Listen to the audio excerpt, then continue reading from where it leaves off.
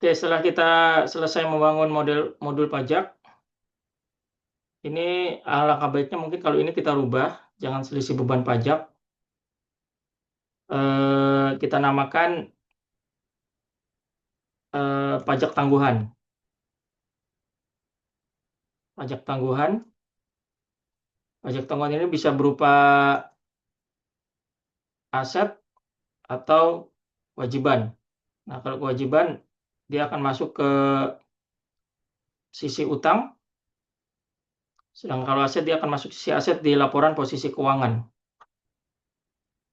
Nah, seperti ini.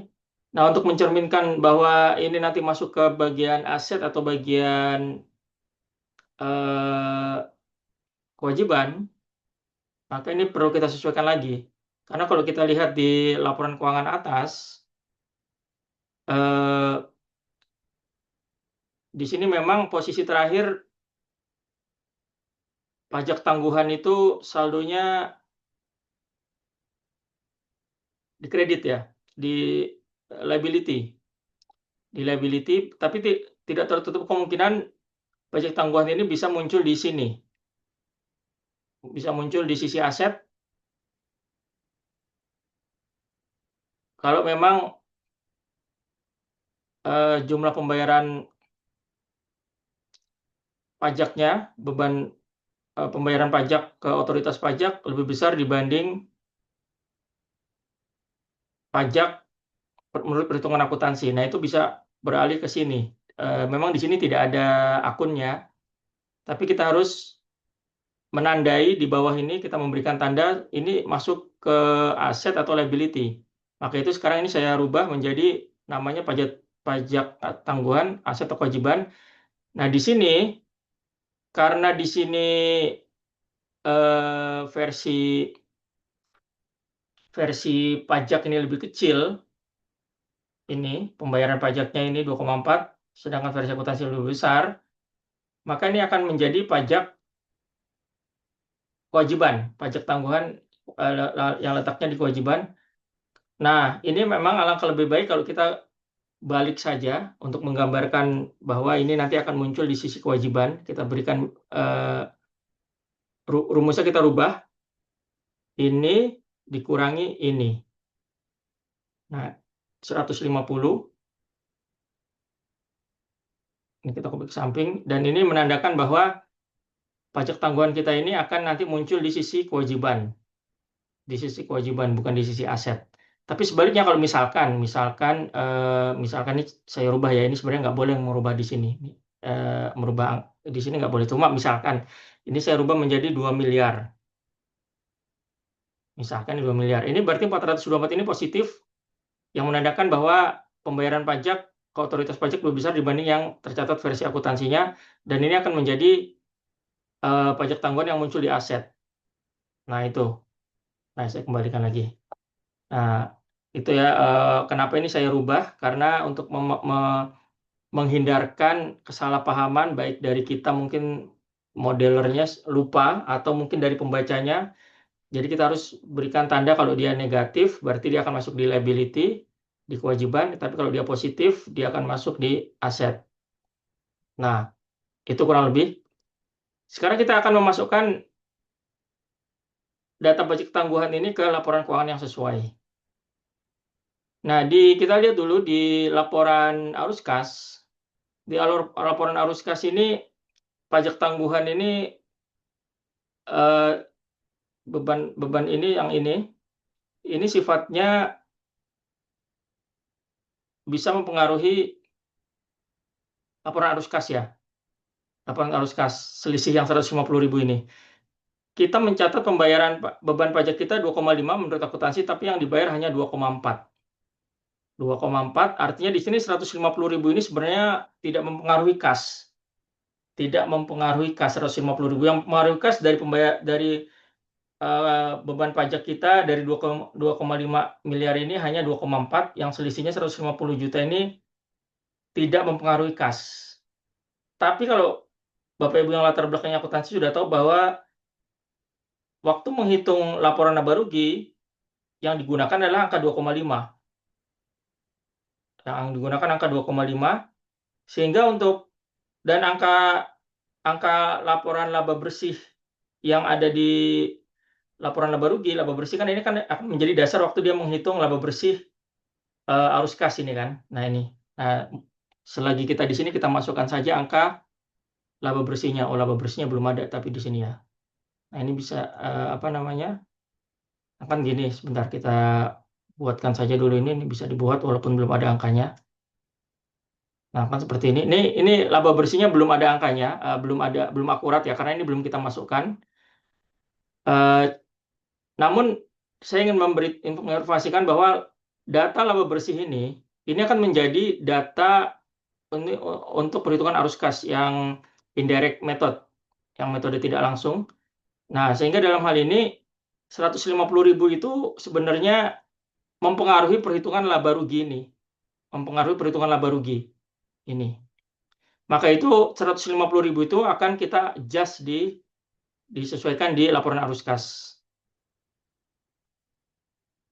Nah, seperti ini ya. HV.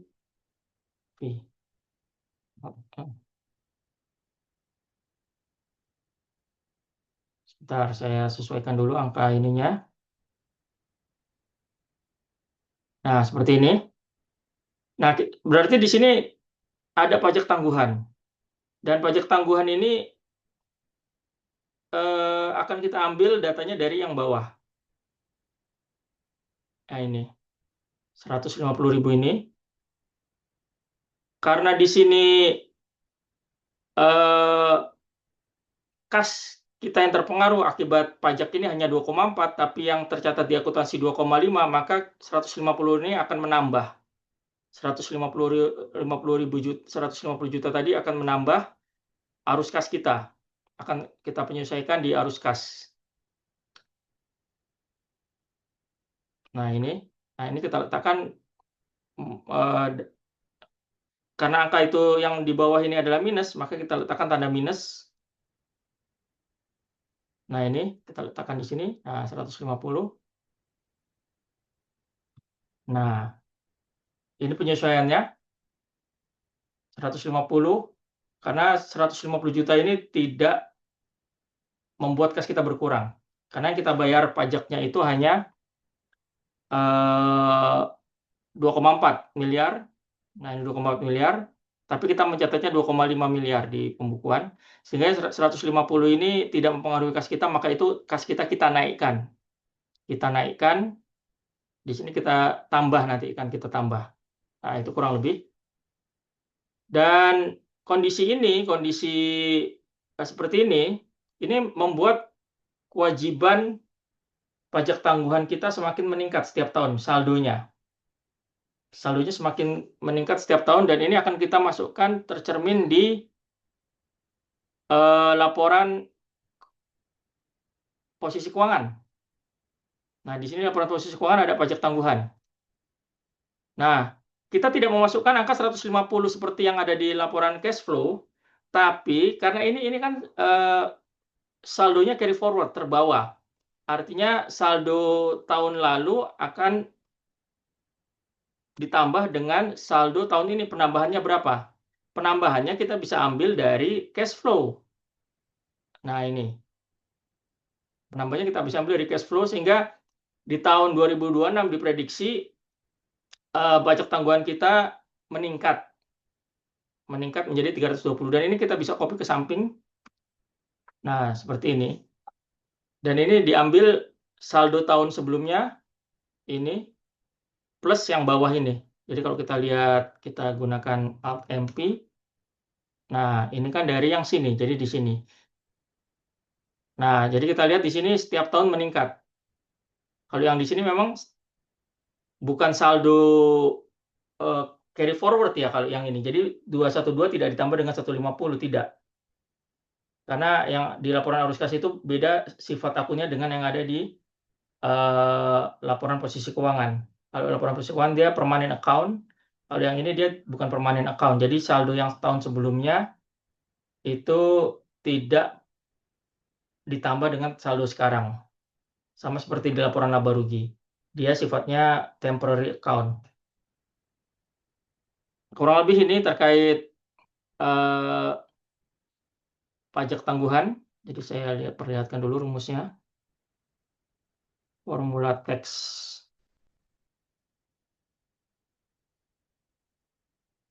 Nah, ini. Dan ini yang bawah. Kita menggunakan metode indirect method. Indirect method untuk yang arus kas. Dari mana bisa dilihat indirect method? Bisa dilihat dari sininya, aktivitas operasinya di sini. Nah, perbedaan antara direct method dengan indirect method di sini saja. Tapi untuk aktivitas investasi dan ininya sama. Tidak ada perbedaan. Nah, di kasus kita sekarang ini, memang kebetulan laba pajak tangguhannya seluruhnya menjadi kewajiban. Tapi memang di soal ini tidak diminta mengantisipasi kalau misalkan pajak tangguhan kita ini menjadi aset gitu kan. Sangat mungkin di tahun sekarang, di tahun 2025 ini dia menjadi kewajiban, di tahun depan dia menjadi aset. Sangat mungkin seperti itu. Nah, hal-hal seperti itu harus diantisipasi. Bagaimana mengantisipasinya kalau misalkan ini yang bawah ini berdasarkan modul yang bawah ini pajak tangguhannya bukan lagi kewajiban dan aset. Artinya kita harus memikirkan kemungkinan kalau misalkan ini dinamis ya, kondisi bisnis membuat ini menjadi pajak tangguhan aset.